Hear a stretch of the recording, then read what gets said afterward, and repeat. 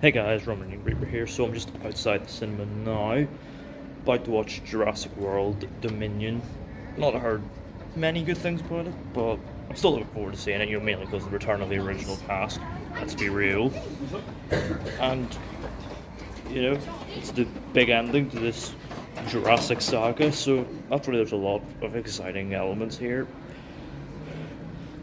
But hopefully, as I say, hopefully it is better than I've heard it is. So yeah, I'm gonna head in now, get my snacks, get my seat to watch Jurassic World Dominion.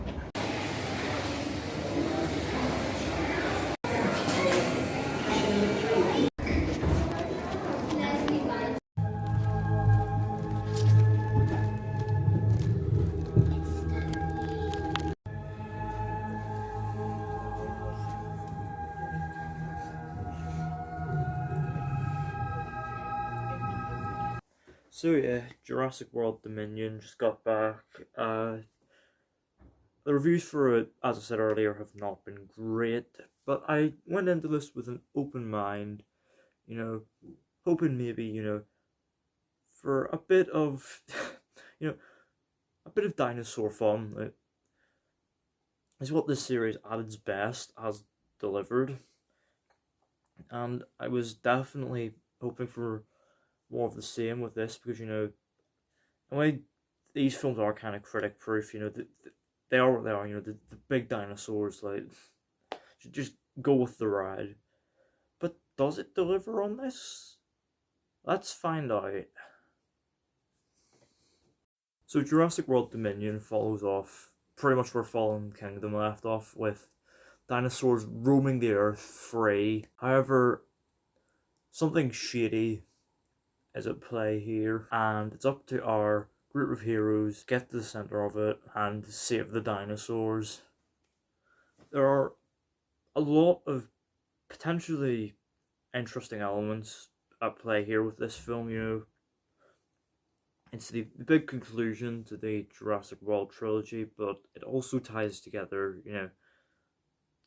the original films by bringing back Sam Neill, Laura Dern, and Jeff Goldblum for the first time on screen together since the original film.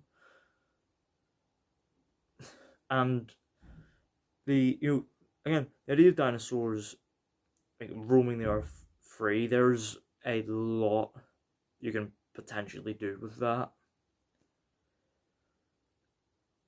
Unfortunately, the film kind of struggles with what to do with these interesting elements because it never quite meshes into a cohesive whole, and I just left this film feeling incredibly let down. It left a lot to be desired. As I said, there are interesting things individual things in the film, but it is less than the sum of its parts. Once again, the dinosaur stuff is there, and it is kind of fun. There are some fun dinosaur set pieces, but they feel kind of tensionless because we pretty much know that all of our heroes are going to make it out okay, so the stakes aren't really there. They're entertaining set pieces. There's a pretty fun one involving a motorbike chase in Malta, and there are fun dinosaur on dinosaur fights as well. You just have to get to the end to see, because there's a very good one here. And the visual effects here are stellar, as you'd expect from this franchise. They're top notch. The dinosaurs are blended seamlessly into the environment through a mix of actual practical animatronics like the original and CGI to touch it up, enhance it a bit. And yeah, it looks good. I have basically no issues in regards to the dinosaur stuff here. Again, apart from it being kind of toothless and tensionless, but it's a lot of the other stuff around that left me just feeling kind of cold. The characters, there are a lot of characters in this film, and it kind of struggles for what to do with them. Maisie, the clone girl from Fallen Kingdom, returns, and I quite liked how they developed her character. And yes, the return of the original cast, you know, is fun. It doesn't quite generate the crowd pleasing excitement it should, I think, because we already knew they were going to be in it. But it's nice seeing them back, and it's fun seeing the original characters interacting with the newer generation. Like, it's pretty fun, and Jeff Goldblum does get his moment to shine near the end, so that's a plus. I've basically nothing negative to say in regards to Jeff Goldblum. Like, he's just Jeff Goldblum. Like, what more do you want, really? Chris Pratt is fine. This is like the most like uninteresting I've seen him. Like, cause he's normally very charismatic and energetic, but I don't know. There's just something about him here. He just seemed like I think it's just because like there's not really an awful lot interesting going on with his character Owen in this film. Like, so he basically just has doing what the best with what he has to work with. Same with Bryce Dallas Howard as Claire, although she does get a few kind of fun things to do. Uh, and yeah, this brings me on to probably my biggest issue with the film. Its story. Oh my god, it does not know who it is trying to please and what it wants to go for. So we basically just get this kind of convoluted, like, stitching together of various different strands, which kind of feel like they're from different films. Yeah, the plotting and pacing in this film is kind of messy. Not Morbius level, where it's just borderline nonsensical. It's coherent, but it's so convoluted. It spends the first act just jumping around from character to character, setting up so many different plot elements. It kind of feels hard to get invested in it, really. There's no one singular thread to really get attached to. And honestly, some of the subplots in this film are absolutely dire.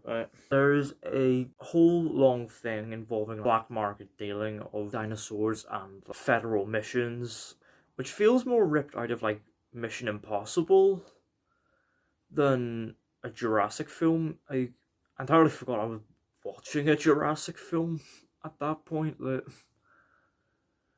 apart from the fact that it's a dinosaur black market, like, but other than that, it feels like that one sequence in Mission Impossible Fallout where Solomon Lane is getting exchanged. Like, that's probably the best way to describe it. I haven't even gotten to the other subplot yet, which, yeah, so there's a pharmaceutical company in this film and a plot about a locust plague possibly being connected to them.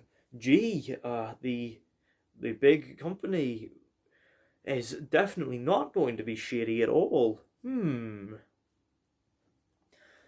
it goes on for a real long time, like, about like genetic modification of like locusts, and yeah, the film kind of forgets it's about dinosaurs. To the film's credit, it is well shot. There are some really great shots, great landscape shots capturing the land and the dinosaurs in all their beauty. There are some kind of fun shots of swarms of locusts like flying around the sky. One towards the end is absolutely gorgeous that you just kind of have to see. And there's a very fun shot of a of an underground like subway tunnel type thing, like, clouded up with smoke. It's kind of fun, but the score by Michael Giacchino is decent. Obviously, not as good as some of his best stuff, but it's fine. It serves the film well, and it's fun hearing the original Jurassic Park theme again. But yeah, all in all, Jurassic World Dominion left me feeling kinda cold, which is such a shame because the potential was there, the ingredients for something potentially great were there, but it feels like a half-baked finale with some kind of fun elements, but all in all, just a bit of an overlong mess. Overall, I'm going to give Jurassic World Dominion a 5 out of 10. It, I've seen people that have really enjoyed this, and if you enjoyed it, then all the more power to you. Like, you know, but for me, I feel just incredibly disappointed. But you know, inevitably, it's gonna top the box office, and you know, all the trades will be reporting its mammoth numbers. But yeah, I think we can safely put this franchise to bed now. That there's nowhere to go now.